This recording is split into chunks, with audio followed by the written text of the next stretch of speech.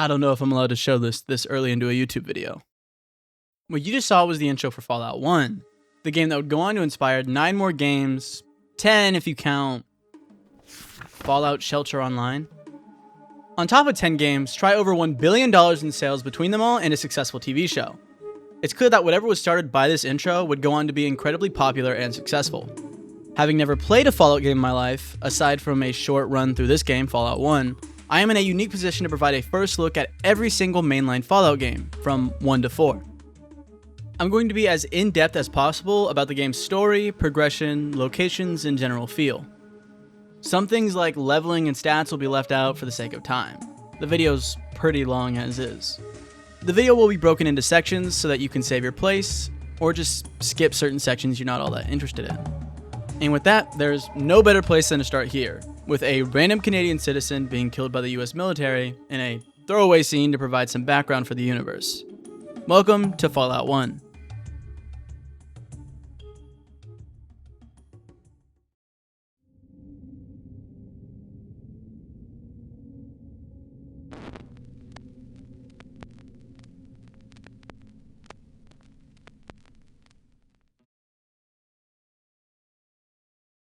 Like almost any RPG, it all starts with creating a character.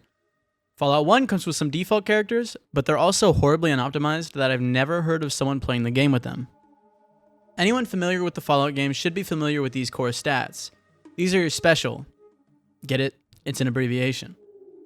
These dictate generally everything about what your character does well and what they don't. The exact purpose changes between games, but the general gist of these stats stay the same even into the modern day. Aside from small or temporary buffs, you better make these count because you're stuck with them. For Fallout 1, all of these stats are pretty straightforward. Strength improves carry capacity and melee, perception improves turn order and accuracy, endurance improves HP and resistances, charisma is basically useless, intelligence is godlike and impacts how many skill points you get per level, agility affects how many moves you get per turn, and luck improves all RNG. These stats are slightly unbalanced. I hard-focused intelligence, agility, and luck with a good amount into perception. I completely ignored charisma.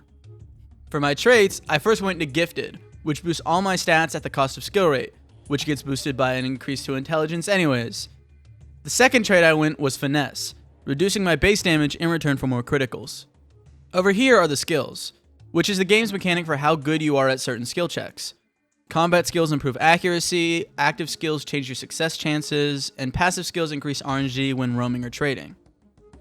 You can choose 3 primary skills, allowing you to level these skills at double the normal rate, along with a boost of 20 to their base level. For my primary skills, I took small guns, first aid, and speech. Small guns is really good, improving accuracy with basically any gun that aren't lasers or giant miniguns. Speech actively improves all encounters, gifting successful dialogue options and opening more doors. First aid just improves how much you heal with stim packs. So this was my character, and I must say, despite some small flaws, I think I had the right idea going into it. The special spread, along with most of the traits and skills, were the right path for the character I wanted to build. But without further ado, let's actually get into the game that would found a billion-dollar franchise. Ah, you're here. Good. We've got a problem.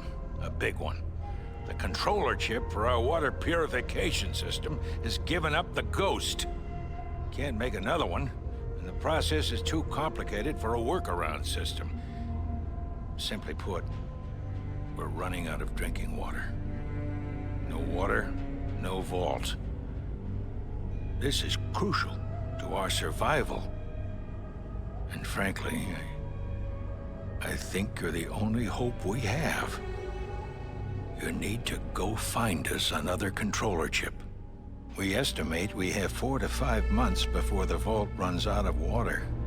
We need that chip. We marked your map with the location of another vault. Not a bad place to start, I think. Look, just be safe. Okay?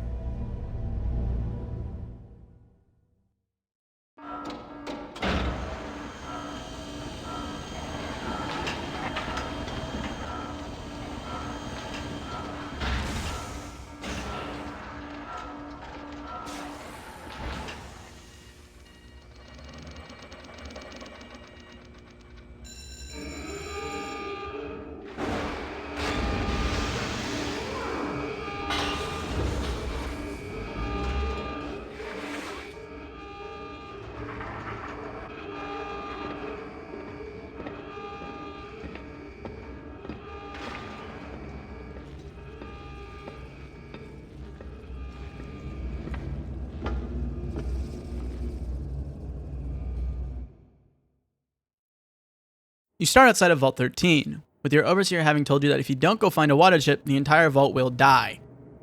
Also, you've got to do it alone, because the outside is scary. And based on my immediate surroundings, I'm not the first person sent out here. Does this look like the face of a man who would sacrifice you, though? With a pistol, some stim packs, and my vault jumpsuit, I set out to conquer the wasteland. After killing some rats. Become real familiar with the rats. After leaving the caves, I headed towards the first place the overseer told me to go, Vault 15.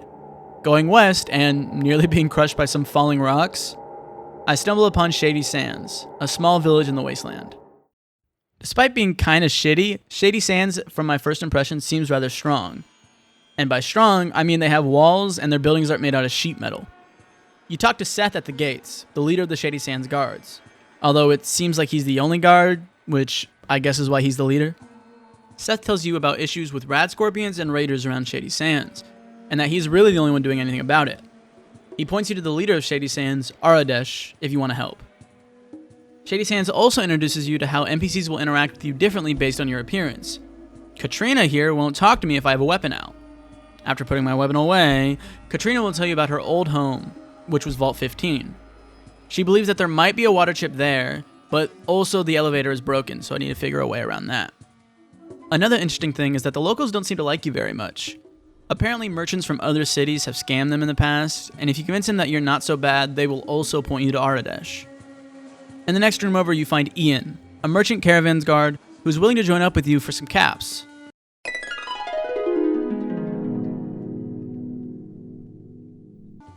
You can also just threaten to kill him. He'll tell you where to go to find the other two cities, the hub and Junktown. Unfortunately for me, I tried to convince him to join up and failed, which for some reason locks you out of him for the rest of the game. Ian is a permanent companion, and so for the rest of the entire game, I'm down a companion. Specifically in the portion of the game where they're most important. This is pretty frustrating, and because I wasn't willing to save scum at this point in the game, I never get Ian. Companions in Fallout 1 were a late addition, and unfortunately it shows a lot. Beyond very basic character descriptions, none of them have anything interesting about them. You can also give them better weapons and have them use formations, which is really just telling them how far to stand from you.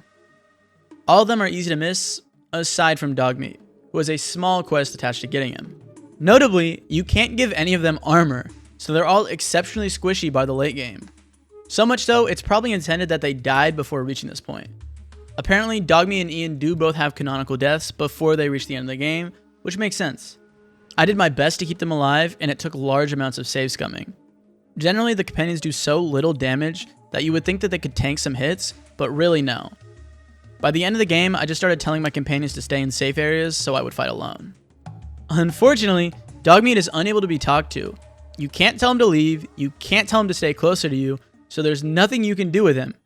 There's even a part of the game with intended stealth, but having Dogmeat around completely ruins that. But we'll get into that. Aside from these flaws, companions really fall off towards the end of the early game, and I imagine that's why Ian's canon death is around that point.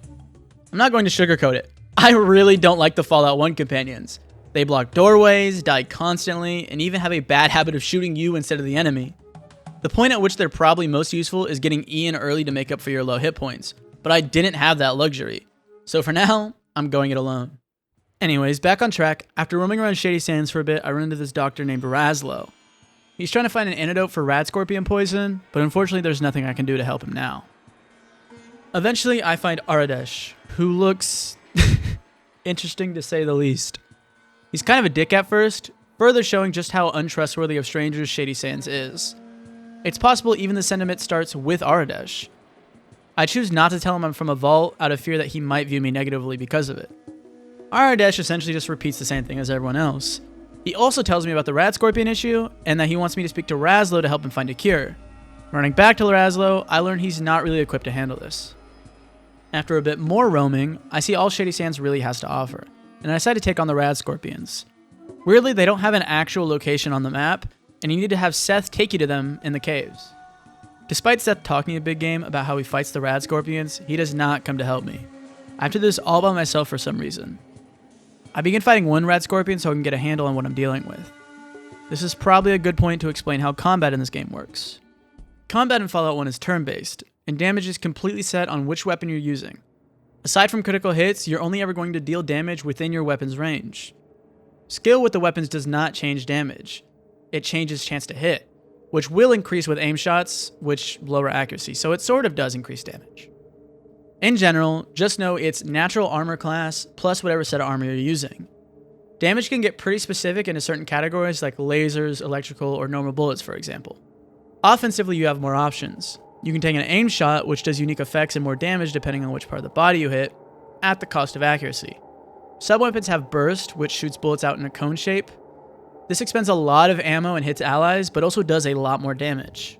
You should never give your companions burst weapons, because all they do the entire game is shoot you and other companions with burst. Turn order is decided by which character's sequence stat is higher, and the amount of actions you get per turn is decided by your action points. Walking, shooting, reloading, checking your inventory, all of it uses action points. This combat system is soaked in RNG and often feels completely arbitrary. It's a constant issue throughout the game of enemies just getting critical hits on all your HP. On the flip side, it means that much of your combat is based on save scumming for crits and avoiding crits. I even had a friend tell me that they prefer this game over the second because you can't save scum for crits in the second game. That's how big of an issue this is. That's all there really is to say on the combat system in this game, and I can't really say I'm a fan of it. It takes a bit of strategy, and it seems good on paper, but the amount of times you just get melted because an enemy crit and bypassed your armor is ridiculous. Back on track, I kill a scorpion and take its tail. Kinda a neat little fun fact, the Rat Scorpions is based on a pet scorpion the development team kept around named Spud. Anyways, after taking the tail I go back to Razlo and he uses it to synthesize an antidote. I'm actually able to give this to some infected guy in the back of Razlo's house, completing an unmarked quest and getting decent XP. I like to not fight the scorpions just yet and begin exploring the surrounding areas. Roaming around, I find a raiders camp, but I'm not quite that strong, so I continue on to Vault 15. Tracking down Vault 15, I kill a defending rad scorpion and a couple of rats blocking my way in.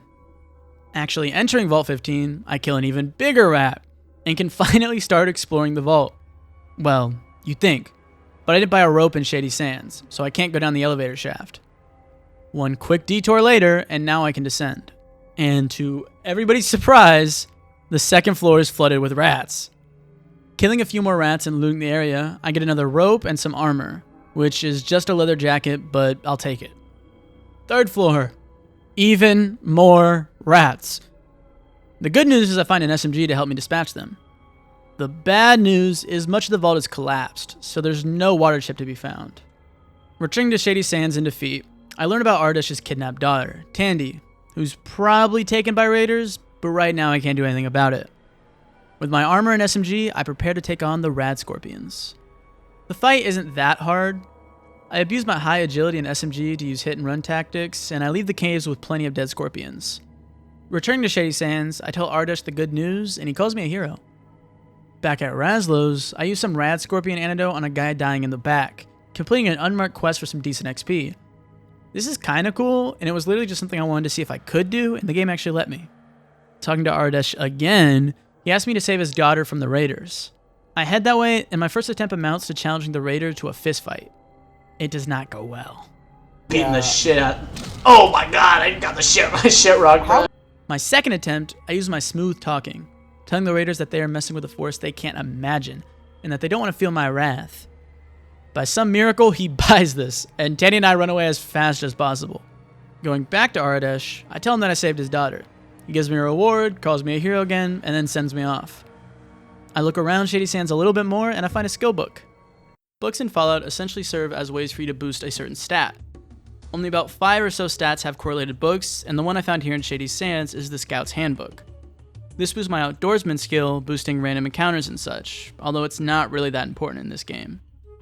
A couple other skills, like small guns and first aid, have correlated skill books too. Done with Shady Sands, I start heading to Junktown after a couple people told me where I can find it. On the way, however, I got into a random encounter. The way the map works in Fallout 1 is pretty simple. I click, and my character just starts walking that way, burning time and risking random encounters based on the square I'm in. Some of these can be good, some of these can be bad, and it typically depends on your Outdoorsman skill. Walking through the map burns a lot of time, and I'm on a 150-day time limit, so I do have to be sparing with it. All the locations I have light up on this little screen here and show up on the map. I can technically just run to the end of the game right now. I mean, I won't, but I could. The game's level curve generally keeps you from just skipping things, and it's more fun to LARP a little bit as your character. Back to this encounter, for example, I find nearly 9,000 caps just sitting in a turned over truck. Finishing my walk to Junktown, I arrive at a gate, and the guard points me to the shop of Killian Darkwater. Junktown is the first real use of sheet metal infrastructure that becomes so common in Fallout. Despite that, it does seem kind of imposing, with an actual guard setup instead of just Seth. The city itself seems rather developed, having other things beside agriculture like Shady Sands. A casino, a shop, a hospital, a bar. Seems like Junktown is a level up from Shady Sands in terms of development. They also aren't getting tossed around by giant bugs and raiders. After entering, I get a better rundown from the city's guard captain, Lars. He tells me that Killian store is the place to go for trading, and if I'm a gambler, I should go to Gizmo's casino. There's also a bar called the Scum Pit. Lars here works for Mayor Killian, and the two are trying to catch Gizmo and his gang for all the crimes they're committing, but they're struggling to find proof. Lars claims they need to do things the proper way, but considering everyone knows Gizmo is corrupt, it's pretty odd that they're this insistent about finding proof. It's even more odd when one of the cut endings for Junktown has Killian becoming a tyrant and forcing his justice onto the entire city. Anyways, I have to become a bootlicker, and I'm once again told to talk to Killian. In the next area, I find Killian's shop, and just like Aradesh, she tries to grill me about where I'm from. I give the most suspicious lie of my entire life, and Killian doesn't seem to care, although he obviously smells my bullshit. Checking his shop, he has better gear than I do, and luckily I'm freshly rich. I buy a magnum pistol and some ammo as my next step in the small guns tree. There's no way to ask him about Gizmo or the Skulls Gang yet. However, after I leave the shop, someone I pass by enters shouting, "Gizmo sends his regards." Me and the guards quickly foil this very sad assassination attempt, and Killian thanks me for saving his life. Somehow though, this wasn't enough to take down Gizmo. Who in this town is going to be mad if Killian arrests Gizmo after this? Killian asked me to wear a wire and incriminate Gizmo that way, offering me anything in his shop in return. I say yes, like the good little snitch I am, and head off to the nearby hotel. Aside from the very obvious gang of criminals, there's only two people in the hotel, a prostitute and a sleeping woman. The prostitute poor shames me, clearly unaware that I just received a fortune. After looting some iguana on a stick, which will become important shortly, I buy a room, conveniently right next to the prostitute who didn't want me. The desk lady wakes me up in the middle of the night, telling me that some crazy guy has taken the prostitute hostage and is threatening to kill her. Luckily for me, I'm a very smooth talker. While I intended to talk the man down, by the end of it, he actually gets me on his side. He tells me how the prostitute laughed at him, which is an experience I personally find very relatable. We share a bonding moment, and he seems willing to let the girl go. I try to convince him to leave with just my word, as I 100% plan to shoot him in the back and take whatever he has. However... Oh shit. Oh shit.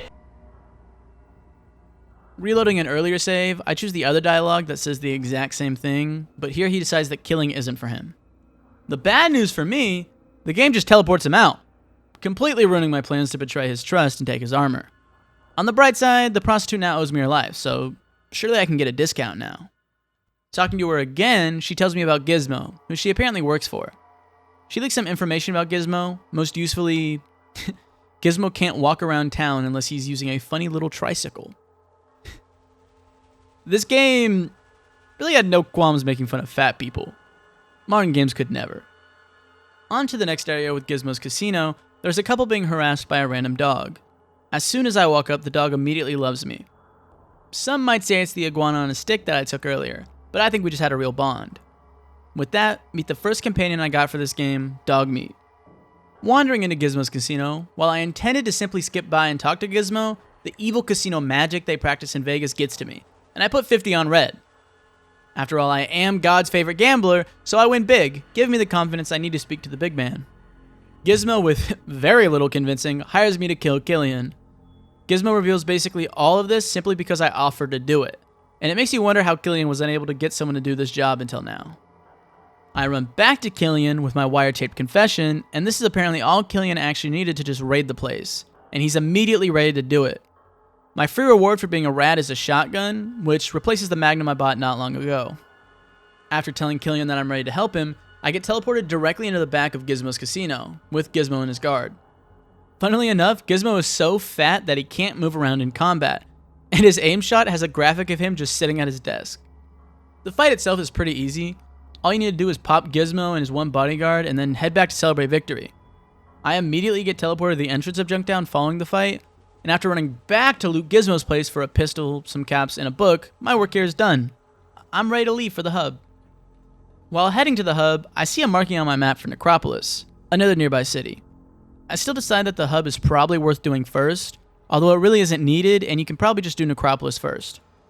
That's one thing I find neat about this game. Despite being somewhat linear, I can focus on plot lines as soon as I get them, no matter where I am in the main quest. Arriving at the hub, you can almost immediately tell that it's supposed to be larger than all the other cities.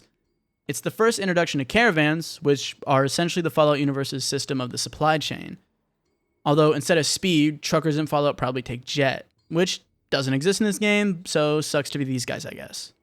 This is further reinforced by a trader I speak to, who tells me that it's the largest city he knows of.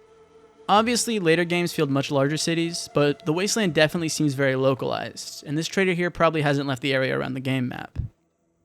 This game does very well to instill at least some sense of scale to a pretty desolate wasteland. Unlike later games where it seems like they're supposed to feel larger, places like the hub in Junktown seem intentionally sized due to being post-apocalyptic. The progression of the game also contributes, as starting with Shady Sands with no traders, to Junktown which has one shop and some recreation, and then finally the hub, which has many shops and seems packed with people and activities. It really does feel like I've been working my way towards larger civilizations, and it shows. Even the hub's outskirts have plenty of interactable characters and dialogue options. The policing seems more strict than Junktown, but in a way that shows the city is generally corrupt and crime-ridden. I ask around more trying to narrow in on a water chip, and I'm informed about the water merchants. Water being such a scarcity means that there's an entire market dedicated to supplying it, and it makes good sense. I do wonder a bit how reliant these agricultural areas are on these water merchants, as there's virtually no way for them to supply themselves. Proceeding into the heart of the hub, there's plenty of different merchants and businesses, something that definitely seems like a luxury in the wasteland. It's very clear that the hub is the marketplace of the game, aside from some cities having a lone shop or merchant. I buy some materials from the local general shop, which seems to be run by a dwarf? I can't actually tell if this model is supposed to be a little person, but they seem to have a lot throughout the game, so I honestly can't tell. Like an 18-year-old discovering student loans, I spend basically all my money. My large inheritance of a random truck being tipped over is unfortunately gone, but I got some decent value for it. Unfortunately, I haven't leveled bartering much at this point, and my low base stat due to charisma means I am spending a lot. I go to the local bar and ask around for work, and I get pointed to the caravan guards. This is actually a renewable quest to make some decent money, and I imagine get good loot.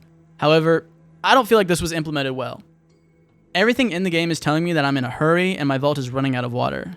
To do the caravan missions, I have to wait around for the right day, and then I imagine they take a while. At this point, it seems like a very bad move to do this. Maybe if I were more in need of caps, this serves as a way to earn some, but the time constraint very much discourages things like this. Walking by this building here, some random homeless dude offers me some more info for money. An obvious scam, and I tell him to go away and find probably one of the most interesting locations in the game, at least to me. This building is sort of a bank, or you could just call it a loaning agency. The guy running the place offers me a loan at 10% daily interest rate. I can't tell if this is designed to be this bad of a deal, but it is kind of a funny jab at banks and loans. I imagine if I take the loan and refuse to repay it, he sends some guy after me, and it could be a much more interesting marked quest. As interesting as that is, it probably is not worth it, and I elect to ignore this part. Me only doing small portions of the hub becomes a consistent trend, as the big plotline is evil and I'm trying to be a good boy. Other than trading, I explored very little of the hub's content. If by the end of the video you want to go and play the game yourself, I definitely explore here, and maybe try being evil.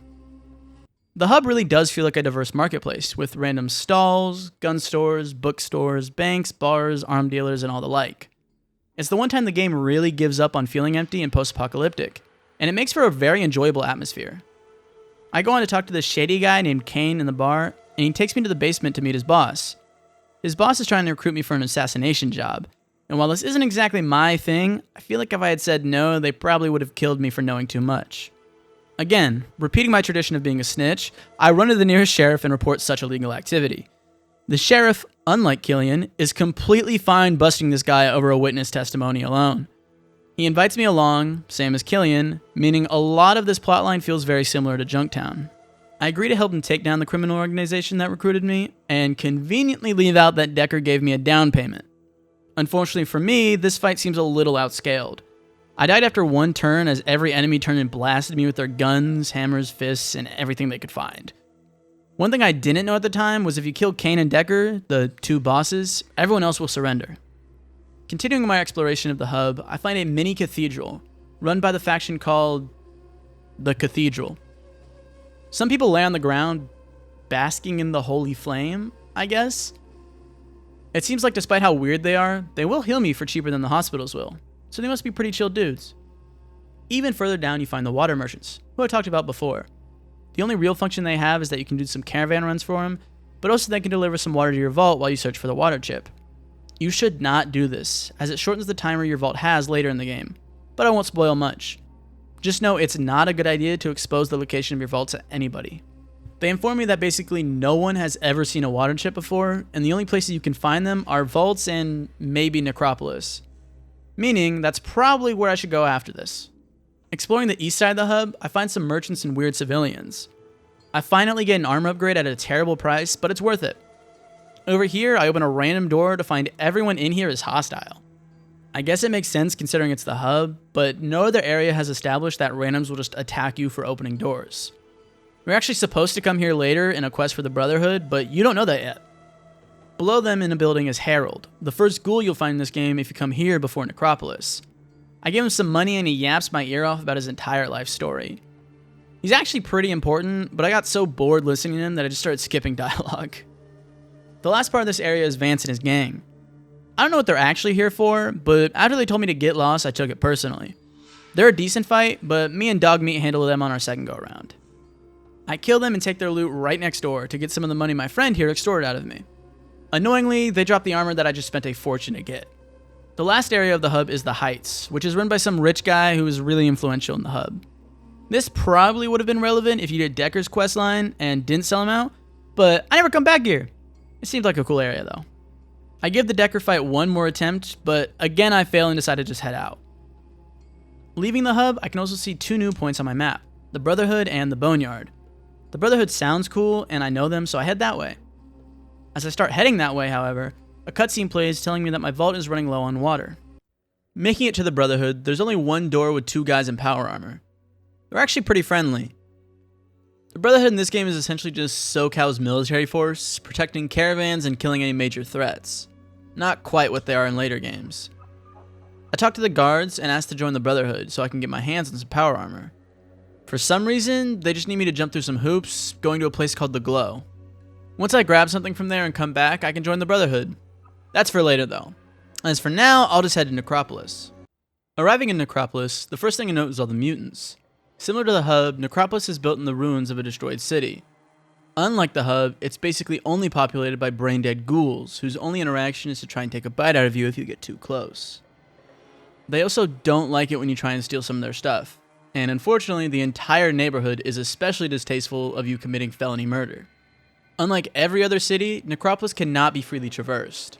Instead, the starting area is blocked off and you must enter the sewers. Inside, I find my old friends. Rats. Specifically more rats for now. After taking out a couple, I head further up to find some more ghouls camped out. They accurately discerned that I was about to start blasting and politely beg for their lives. After talking it out with them, they're actually pretty chill. They let me know that the surface is run by a ghoul named Set, and he runs a pretty strict gang. On the other hand, the ghoul leader here even acknowledges that Set is essentially what keeps Necropolis safe. Ghouls are not welcome in most other places, and Set essentially has Necropolis as a ghoul-only city. Along with that, he keeps up its defense from outsiders who would want to take them out. He's kind of a necessary evil in Necropolis. The ghoul leader here actually informs me that they get their water from a vault, and it's likely where I can find a water chip. However, after I finally located the water chip for my vault, the ghouls beg me not to take it. Their water pump is broken, and as such, without that water chip, Necropolis would die out. They can't fix it because they're too dumb, I guess, so I promised them that I'll fix their water pump in return for taking the water chip. Clearing even more copious amounts of rats, I continue roaming the sewers. I find a ladder up, and it leads me to Set's base of operations. He has basically an entire army of ghouls up here. Along with that, he's got some glowing white people in cages. These are the glowing ones, basically even more radiated versions of ghouls. Roaming around the surface a bit more, you find a water pump. For some reason in my script, I wrote, "Yippee!" with an exclamation point.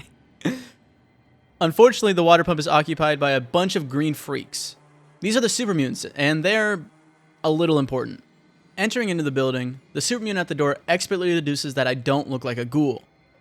Trapped in a battle of wits against Fallout's version of young Sheldon, I lie and say I'm just well dressed. The super mutant, falling for my expertly disguised language, tells me about someone named Lou, who wants him to take all the normals to him. Unfortunately, our friend begins to process that I might not be what I claim to be. My ghoul facade seems to have slipped, and I come up with a new excuse on the spot. I claim to be a robot, and Larry needs a minute to think, giving me time to slip away. After escaping a battle waged on a front most of you wouldn't even recognize, I find the water pump in question. Inside, I find a ghoul locked up in a cage, and he's not very nice. I fail to lockpick the door and eventually gets jammed, so I hope this guy isn't all that important. Before I fix the water pump, I decide to head down a ladder in the watershed, leading me to the vault I've been looking for, protected by a couple of glowing fellas. They're not very happy to see me, and let me know I'm trespassing. Unfortunately, I gotta dispose of these nice fellas, and I head back up to fix the water pump for my ghoul friends. Coincidentally, there's also some people from the Cathedral nearby. I wonder if that's relevant at all. In the sewers below the watershed, I find what I need to repair the water pump. Heading back to my ghoul friends, they give me some books to help me repair the water pump, because I'm a smartin'. After a bit more running around, I finally go and fix the water pump, securing a water supply to Necropolis and all the ghouls inside, allowing me to finally get the water chip from my vault. I head down to the vault, which actually has a functioning elevator. Seems unfortunately that a lot of glowing ones are hanging around here. For some odd reason, they seem to get really mad when I go in their rooms, so I do have to kill a few. On to the next floor, even more glowing people seem to be adversely possessing rightful vault property. Fortunately for them, I am aware that landlord self-help is illegal, and I simply take the water chip and leave without further issue, intending to later notify the proper authorities. On my way out of Necropolis, I decide to go talk to Set, the big man in Necropolis. I figured it wouldn't be right to leave a city without first licking the most prevalent boot.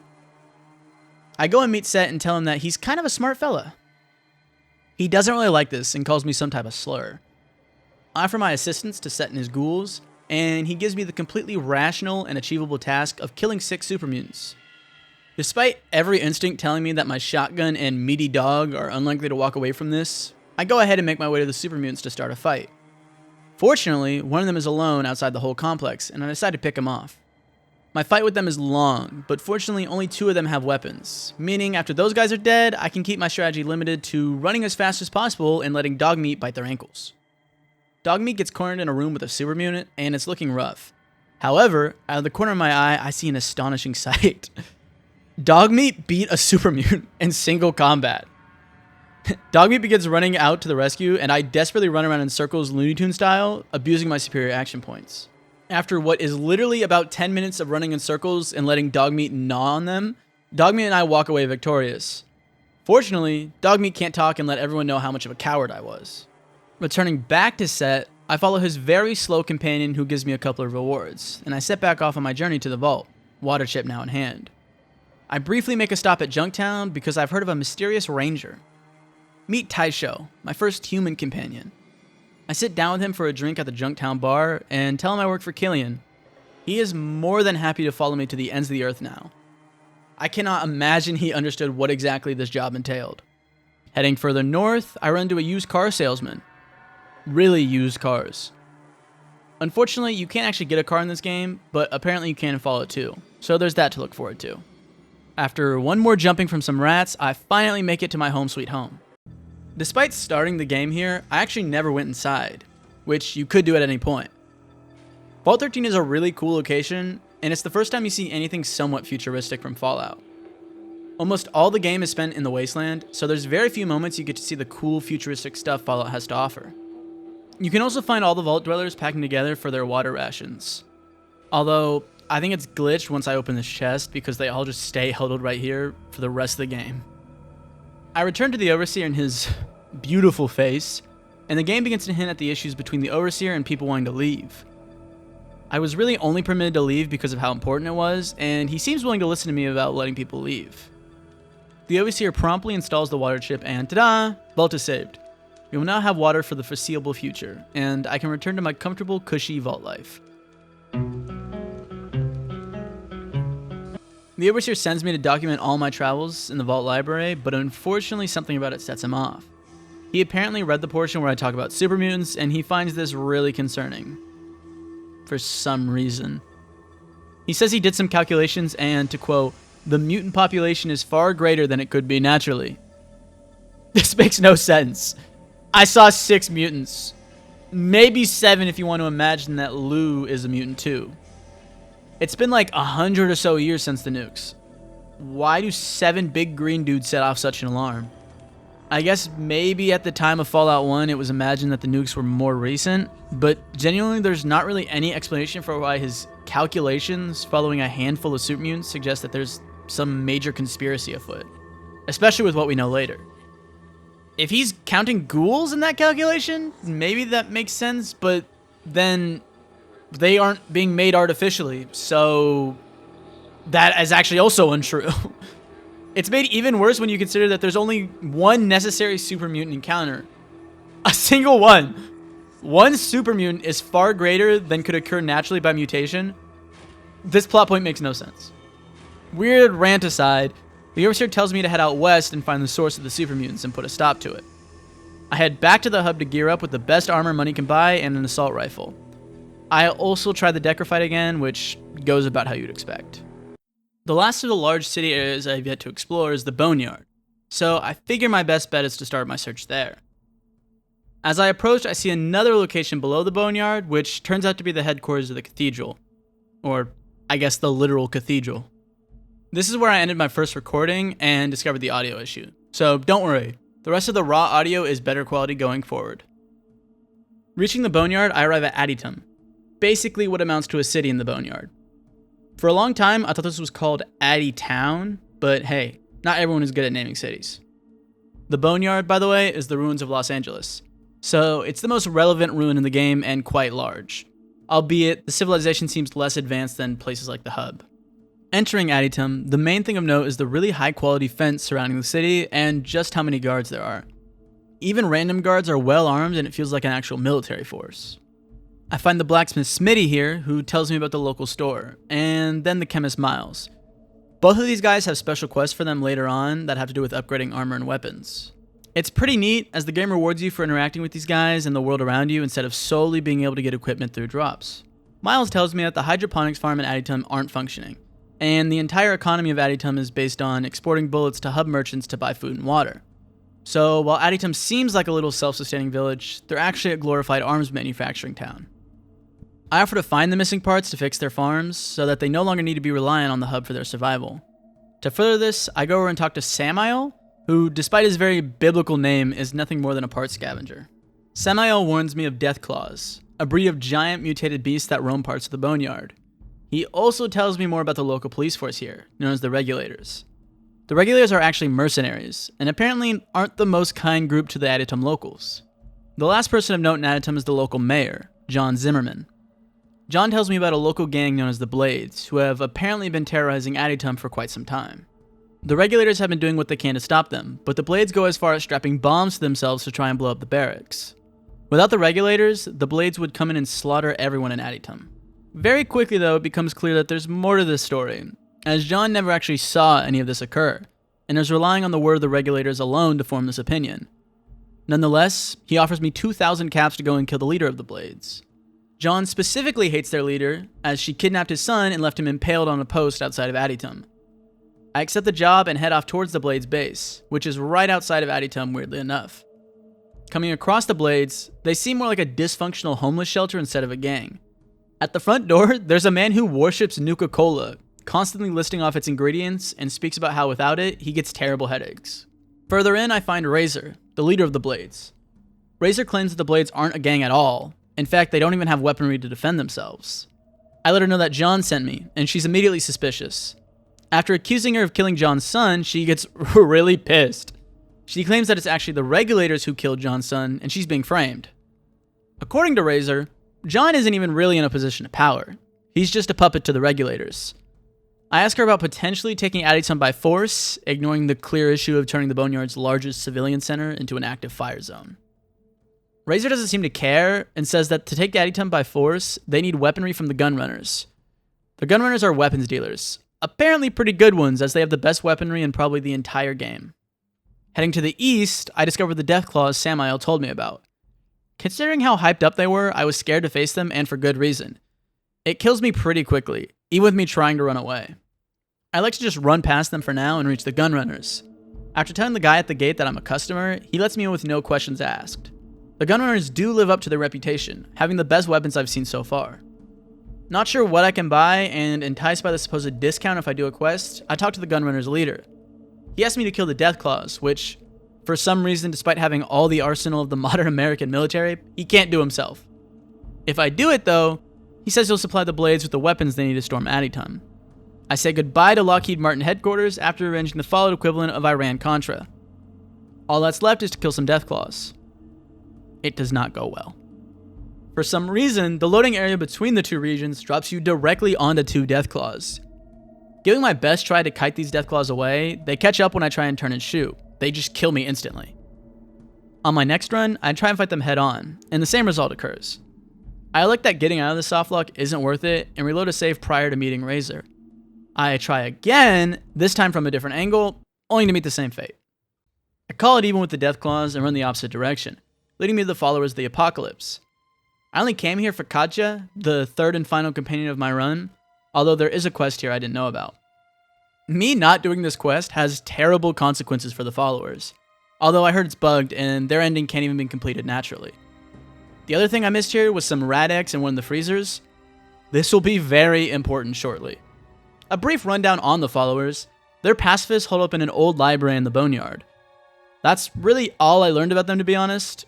And while I generally don't look up stuff because I want to give a good representation of what I saw in the game, I feel like I wouldn't really be doing them justice to just leave this here. So, their main mission is to maintain technology from the pre-war era. They also roam around the wasteland providing medical and agricultural help. In terms of good guys, it doesn't get any better than them. Unfortunately, they're also giant hippies, so I need to get out of here as soon as possible. On the way out, I come across a band of guys tucked into a building near the followers. Unlike the followers, they're armed and not very friendly. We saw them efficiently, as Taisho chases the last guy that attempts to crawl away with his life. Among their loot is plenty of weapons I can deal with the new California Instruments over there, and a sniper that I'll be taking for myself. This will be my main weapon besides one more upgrade, so that just goes to show how close my character is getting to fully fleshed out. Aside from some more skill training to improve accuracy, I'm really just a couple of arm upgrades and a gun upgrade away from the loadout I finished the game with, which is supposedly one of the best possible ones for my build. I quickly return to the hub to sell off my new fortune's worth of weaponry, and you guessed it, attempt to fight Decker one more time. History repeats itself and I die again. I was not kidding when I said this would be a consistent thing throughout the entire game. At this point, the game has unfortunately begun to wear on me a bit. The Boneyard is unfortunately a less interesting region, which, combined with the softlock from the Deathclaws and losing again to Decker, the game's sometimes frustrating combat is really beginning to show. Wanting to get power armor to handle the Deathclaws, I started heading to the Glow to recover whatever the Brotherhood wanted me to get so I can officially join. The Glow is a giant hole in the ground, which can be accessed by placing a rope on an overhanging piece of scrap. There's a small issue in that I'm actively being pumped with lethal doses of radiation every step I take. There is decent loot though, and as long as I get in and out fast enough, this won't be an issue. I looted a keycard and a hollow disc off a dead Brotherhood member, accomplishing what they sent me here to do. Unfortunately, I made a crucial error. Figuring that the radiation couldn't be that bad and that my Redaway would be at least somewhat useful, I continue to explore. I'm going to cut out about an hour and a half of footage here, as it's just me exploring the glow to eventually realize no matter what I do, I'm stuck. I'll use some footage of this when I come back here later, but for now, having missed Rad-X with the followers, I can't explore the glow. I can't explain how bad of a game design choice this feels. Call it a skill issue or whatever, but I figured I'd get an immediate notice that I was dying of radiation. Instead, I'm allowed to completely explore the entire glow, spending nearly 2 hours. And only when I start leaving does it notify me that I am indeed already dead. I won't sit here and rant about the 2 hours I lost, but genuinely, I can't recall a time in gaming where I've spent so long for a game to then just drop that it was all worthless and I have to reload. This feels like in your old DS games where it would crash and you'd lose hours of progress because you forgot to save. If you're playing this game on one save file, you're fucked. You can't leave. You're soft locked. The save is bricked. And it's completely unavoidable by this point. I bite the bullet and load an earlier save after I grab the holodisk, and even that radiation I'd only received on the surface is pretty bad. I do run into a Doctor Who reference on the way out, so at least there's that. Because of all of this, me and my friends began referring to the glow as the blow. Get it? Because it blows. I make a stop at the Cathedral to buy some radix from one of the members, before heading to the Brotherhood to deliver the holodisk. After giving it to the initiate at the entrance, I am officially a member of the Brotherhood of Steel. The Brotherhood are a consistent faction throughout Fallout, so get to know them well. Half cult, half military garrison, they are by far the only faction in the Wasteland capable of holding their own right now. The Brotherhood seems to keep to themselves and help around where they can. Unfortunately, their superior technology does not equal superior naming conventions. Looking very much at Rhombus. Dude is named after a fucking bent square. He's also very quick to anger, which, to be honest, I would too if I spent my whole life being bullied for being named after his shape. I head down to the bottom level and meet Maxon, the guy who's technically the leader of the Brotherhood of Steel. Maxon here seems to be the only one other than my Vault Overseer who's concerned about the growing mutant threat. It's especially relevant for the Brotherhood, as they're the only group of humans out west, where the Vault Overseer theorized the mutants were coming from. Maxon specifically thinks that the mutants are coming from the north. Heading up to the 3rd floor, I find the repair room, with a very convenient broken piece of power armor. The guy whose job it is to repair the armor isn't very good at it, but he does tell me that it's missing a systolic motivator. There's some in the supply room, but the guy in charge likely won't make it easy to get one. Fortunately, our old friend Rhombus has one too, but he's also not willing to hand it over. I search around the 2nd floor of the bunker, but I don't remember seeing anything of value. I talk around with some of the Brotherhood guys, but no one seems willing to give me the item I need. I might have locked myself out of certain options by being overly sarcastic with other Brotherhood guards. So while I don't get power armor, I do get the next best thing, Brotherhood armor. It's essentially just better combat armor. The iconic armor set will unfortunately have to wait. Heading out of the Brotherhood, I begin patrolling north to find the location of the super mutants. I seem to be on the right track as I keep running into random bands of super mutants. I keep running into more and more mutants the further northwest I go, so probably gotta go somewhere up there. Unfortunately, I do seem a little too weak to fight them right now, so I return the way I came. Although by now, I'm strong enough to face off against the Deathclaws. With proper range and better equipment, the Deathclaws go down with a couple shots to the eyes. With the entire surface cleared out, I wasn't quite sure if I was done. I check in with the gunrunners, and they tell me there's still some Deathclaws to kill. So yeah, my job's not completely done yet. While I'm here, I upgrade the equipment for Katja and Taicho too. However, Dogmeat is unfortunately stuck with just meaty dog claws. Returning to the Deathclaw area, I find a lone Mother Deathclaw in the basement. After 3 tries of dying to the Mother Deathclaw's crits, I finally take her down and have access to her eggs. Annoyingly, I have to enter turn-based combat, and then my companions move to attack the eggs also. The quest giver isn't entirely clear that the quest is done due to not taking specific dialogue options, but after returning and checking to make sure the eggs are completely destroyed, I figure it out and complete the quest. With that done, the gunrunners supply the blades with all the weapons and armor that they need to assault Adytum. Additionally, I find some components to fix the Adytum hydroponics farm. I head back and give them to Miles, who can now successfully make Adytum self-sufficient. Miles offers to improve certain armors I have, and says Smitty can improve certain types of guns. Unfortunately, as far as I know, Smitty can only improve a certain laser gun, and Miles can only improve power armor. So right now, it's not relevant. Here, I make a terrible mistake. Talking to Razor, but not actually starting the attack on Adytum, will result in her just dying. This is apparently just another quest-ruining bug in the game, but I just figured if I waited, John sent someone else to kill her. I don't want to do the assault right now, because trying to do it right now would mean that Smitty and Miles will likely die. The issue being, if they die, I can't have them upgrade my stuff, and I'm permanently nerfed. Because of that, I just decided to do this fight later once I have all my stuff upgraded. Going back to the Brotherhood to try and get the power armor, I realized just how frustrating this is going to turn out to be. With none of the other dialogue options working, the only thing I can do is try to steal the part I need from Rhombus. Rhombus gives you 1 freebie before he just decides to kick you out of the Brotherhood. Considering I have not leveled stealth at all and never needed to, this takes a very long time. On the bright side, I got a stealth boy, which is essentially just a cloaking device. However, it barely helps at all in sneaking by the big Rhombus. I can wait until Rhombus is asleep, which allows me to fail without being caught at least. I spend over 10 minutes constantly reloading saves to try and sneak around Rhombus without being killed or kicked out of the Brotherhood. When I finally manage it, the game starts crashing. Apparently, saving while you have the stealth boy active guarantees a crash anytime you try to load a new area. The game doesn't seem to record if the stealth boy is on, but does record your sprite being invisible. I spend another 6 minutes trying to solve the crash before realizing the save is just unusable now. Loading an earlier save, I begin the whole process again of trying to steal this stupid item from this stupid shape person. Angry at my lack of power armor, I go on to do about the only thing I know I have left, which is patrolling to find the super mutants in the northwest. Fortunately, this time I actually did find them. This is the military base, and it's certainly a military base. Right now we can only look at the outside, which is just super mutants guarding a gate.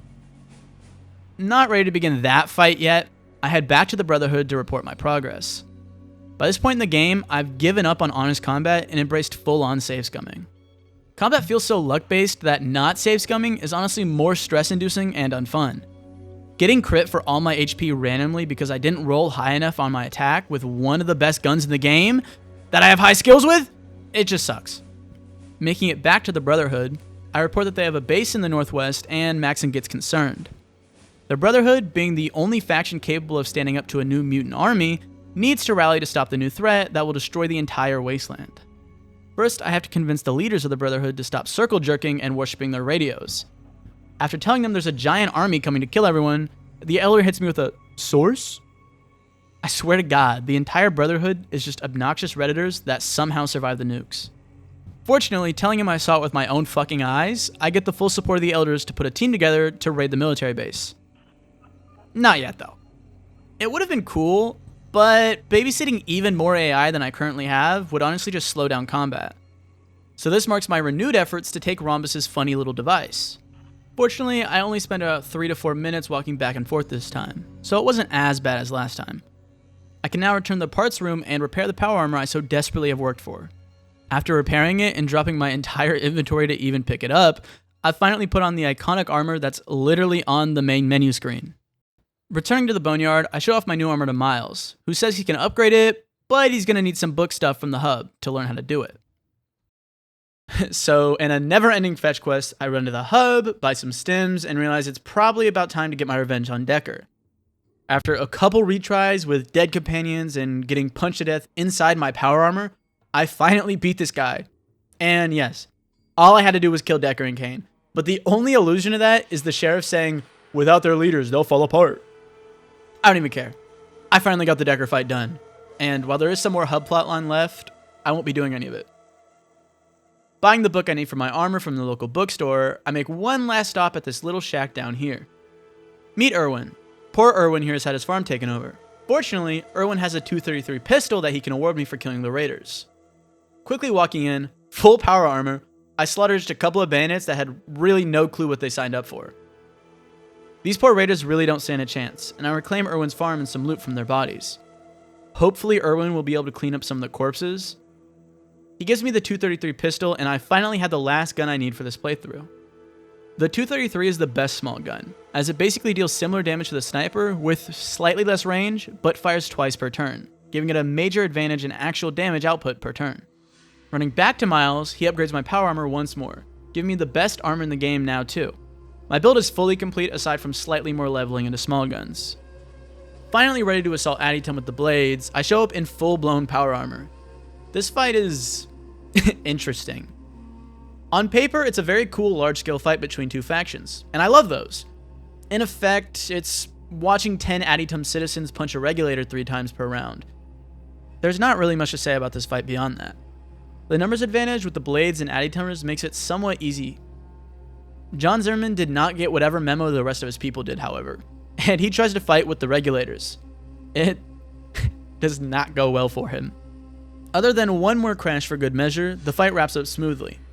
Don't worry, I saved right before the last turn of the fight. Miles does unfortunately die, but he served his purpose.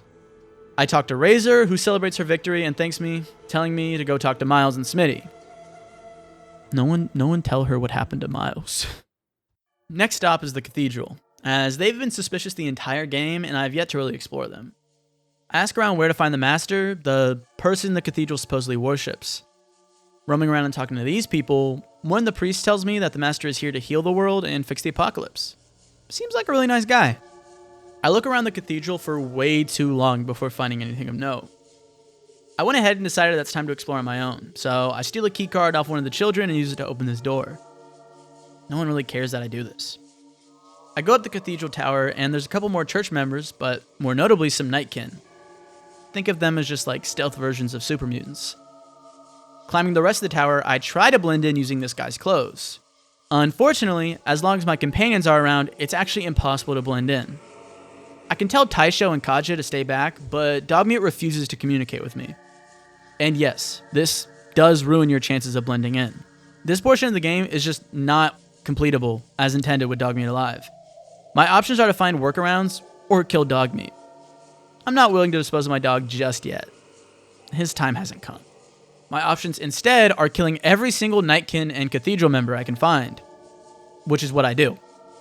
Unfortunately, the entire purpose of the area is negated when the head of the Cathedral, Morpheus, does not have the one item he exists to give me.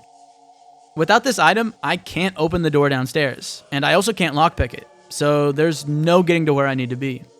So I continue my rampage, killing even more Cathedral members to try and get the super mutant behind the door to open it. He doesn't. And so I just wipe out the entire cathedral. By this point in the game, I've given up on trying to handle things diplomatically. So I kill the entire cathedral out of annoyance, and I'm eventually forced to look for help online. Supposedly the door can be blown up with dynamite. After a long series of exploring the wasteland and all its merchants, I find dynamite with the Adytum merchant, giving me the ability to blow up the door leading to the master. I head down into the master's basement, and Katja tells me that one of the bookcases is suspicious. I lockpick it and come face to face with man-made horrors beyond my comprehension. Easy work for me though, as I quickly clear past all these abominations and a handful of super mutants.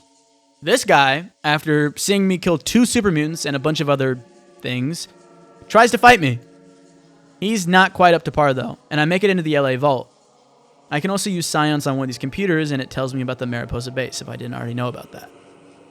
After a long and grueling fight on the 2nd floor of the vault, and picking up a device to help me resist psychic attacks or something, I can finally explore a bit more. I find all these people trapped in cells and release them into the wild. Unfortunately, their freedom is short-lived. Drop it. Oh my god! What just happened? The last level of the vault is once again crawling with super mutants, robots, and children of the cathedral. I realized at this point I was confused. Up until now, I had thought that the master was at the military base, and his vats are here, but it's actually the other way around. So I'll come back to this place, but for now I have some other things to do before my final confrontation with the master. Equipped with some Rad-X, I decided it's finally time to revisit the glow. Last time I explored the entire area, but cut it all out because I had to reload a save from the start. So for me, this is all repeat. Because of that, I'll show clips from both the first and second time visiting the glow.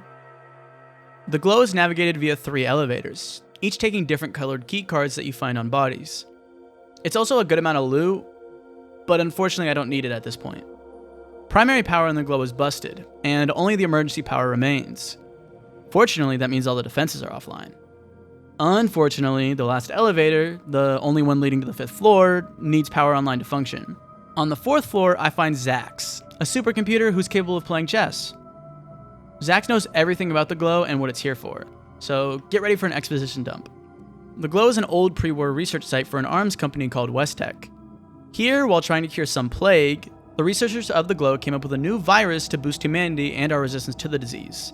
They call it Forced Evolutionary Virus, or FEV. wasnt is also the company responsible for things like power armor, so they're pretty important in terms of military contractors.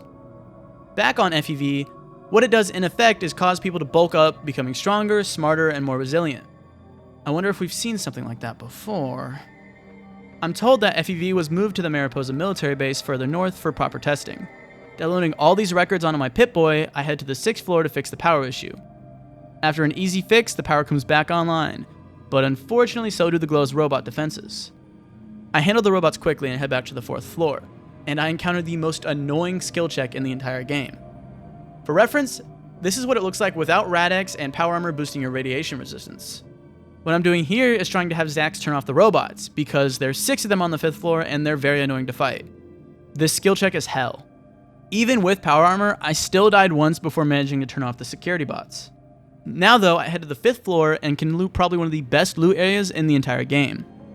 The 5th floor of the Glow is full of quality weaponry and utilities, on top of some holotapes that you can download to your Pip-Boy.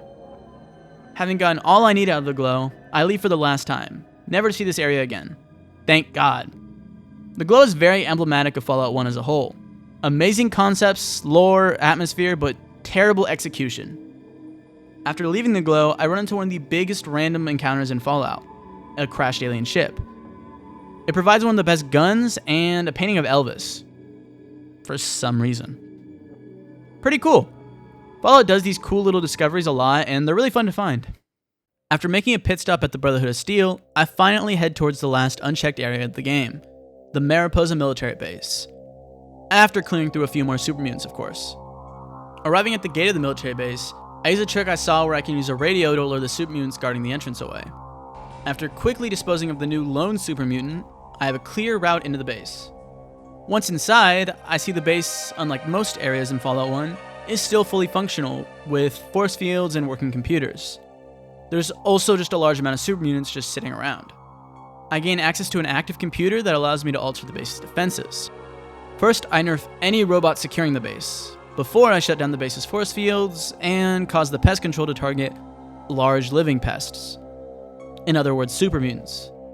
One major issue that persists throughout the entire base is that Dogmeat is set to wander further from me. He routinely just walks through these force fields, draining his health every single time. The entire base just seems designed to kill Dogmeat. That's probably why his canon death is, in fact, from these force fields. Exploring the second level of the base, I get stopped by a super mutant who says he needs to take me to his lieutenant. Out of curiosity, I accept, getting teleported to a cybernetic super mutant who seems to be in charge of the whole operation. Unlike the others, he's well-spoken and intelligent, in line with what Zax told me about FEV actually boosting the intelligence of super mutants. The lieutenant here interrogates me on the location of my vault, saying that irradiated humans make for poor super mutants.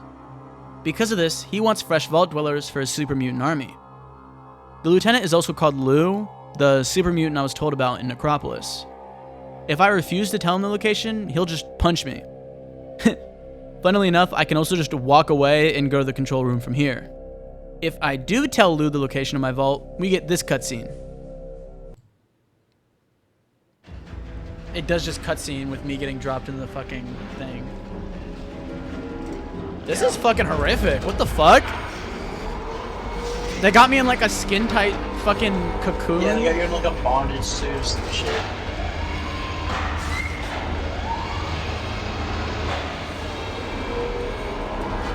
This is fucking terrifying. I don't know why it's like this. If you agreed to do it, then why do they bother bonding you, like binding you and stuff? Oh my god.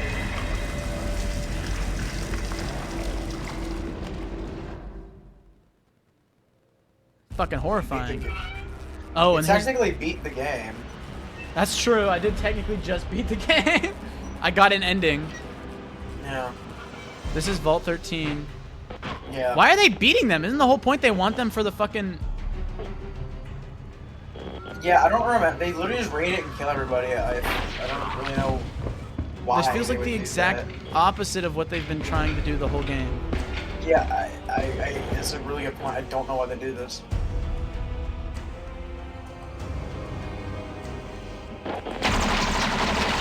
That guy he's like a soldier.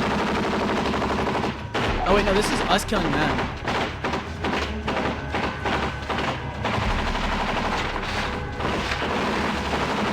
I like the Overseer, yeah. Who is this guy? Oh, the Overseer's got a fucking defense cannon? Yeah. Yeah. They eventually got to his ass. This is kind of fucking brutal. Holy shit. Well, it is a bad ending. Yeah, I guess. This is technically an ending to the game, albeit a bad one. The super mutant army raids my vault and just kills everybody. Why they decide to kill everybody, I'm not sure. I've seen some people headcanon this as they only kill a few people, but really this is probably just an oversight. Apparently the super mutant who took me to Lou is actually a recently turned man, and his girlfriend is sitting in a nearby cell. She will get very upset if I kill her now super mutant boyfriend. It's not really my problem though, is it? I take the elevator down to the last layer, and I make my way to the control room. Unlike all the other children, these guys actually have some self-preservation, and they just surrender. I take some info from the computers before setting the base to self-destruct silently in 3 minutes. Enough time for me and my companions to flee safely. Aside from Dogmeat incinerating himself on a force field a couple times, I'm fine to just walk out of the military base and watch it explode from a distance. So, you can't rest at this location, never mind. Let's just leave. Oh yeah, as soon as I take a step out. Okay.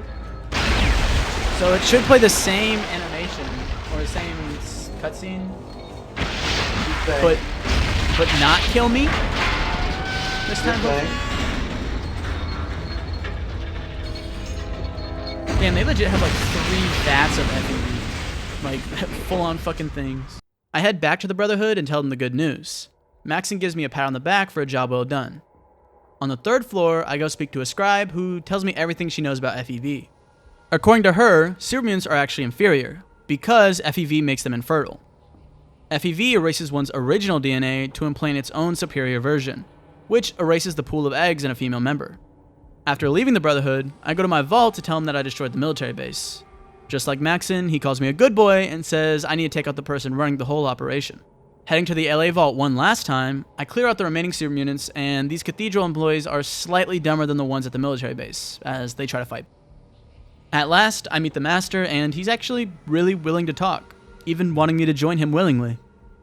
He tells me just flat out that his plan is to evolve humanity to better survive in the wasteland, so supermutants are better in his mind. It's actually a decent argument, but it's pretty horrific. There is the glaring issue that they're infertile, though. The Master doesn't even know this, and when I tell him this, he tries to tell me that I'm wrong.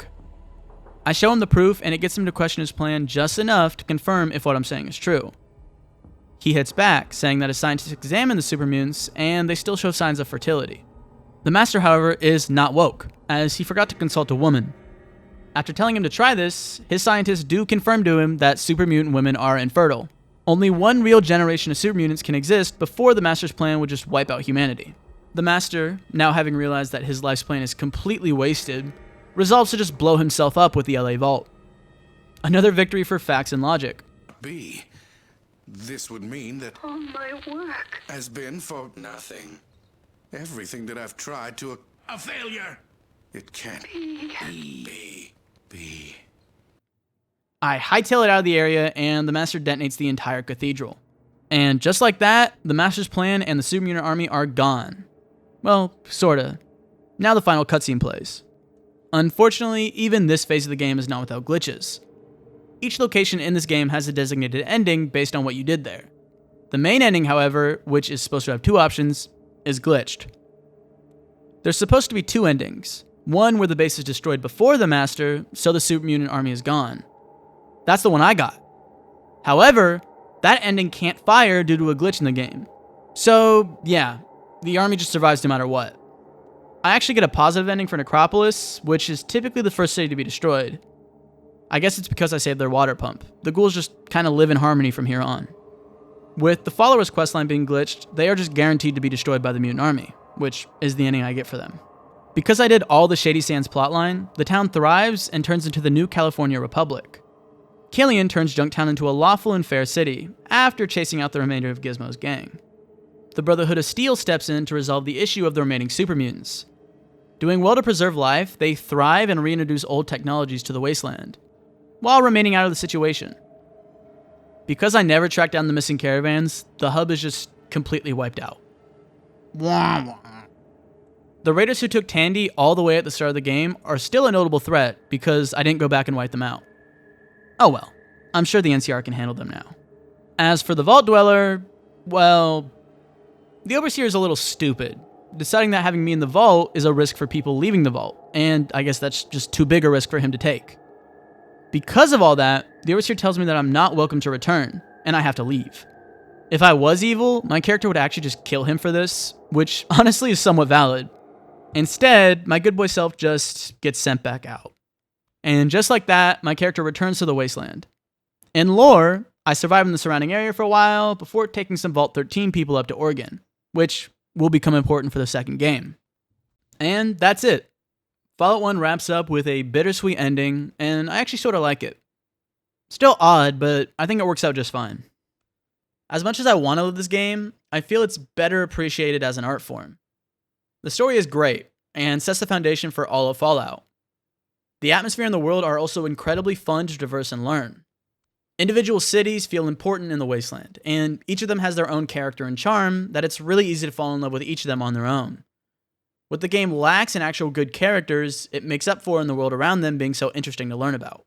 However, the unfortunate truth is that the game is just riddled with bugs and bad design choices. The game is pretty grueling to play through for anyone not constantly supplementing it with guides and wiki help. Combat is the game's main drawback, which amounts to largely just save scumming and critting your enemies through all their HP before they can do the same to you.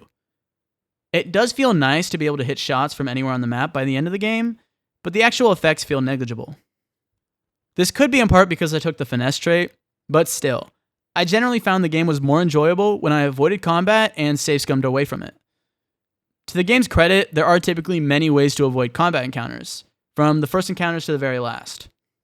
Initially, the game was built in with a sim button for combat, but that was taken out before release. I do really wonder how it would have functioned, and I think it might have improved the game. There's just too many flaws for me personally to say I really like the game. I know it's a cult classic and all, but playing it through is a journey of navigating bugs and save scumming, really just taking away from the enjoyment. It founded a genre, and it's a game from the 90s, but often when the game gets talked about as being outdated, the easy cop-out by fans is just that Zoomers can't handle the turn-based combat, and that's just not the problem at all. Genuinely, if someone were to take the game's code, update the graphics, tweak some of the combat numbers, and attack some of the more prevalent bugs, I would play that in a heartbeat. But I can't imagine ever coming back to Fallout 1 in this form. The game can't even play one of the two main endings for God's sake because of a bug. These issues are just too prevalent throughout the entire game. So while I did find, especially the early game, to be a bit fun, I don't think I can rate the game higher than a D. While that may seem harsh, being there in the present and actually enduring wasted hours due to bugs, soft locks, poor companion design, and constant save scumming, the game wore me down even by the halfway mark. There's just so many points I can look to as ruining my enjoyment. Lock it up, remember the story and atmosphere, but don't play this game, unfortunately. That's probably the best explanation I can give for Fallout 1. It definitely inspired me to play the next games in the franchise, and I'm sure I'll remember this game well for its story and atmosphere, as some of the game's mechanics slip from my memory. Thank you for watching. Next up, I'm going up north for Fallout 2, so stay tuned. I'm Resin, and that's all for now.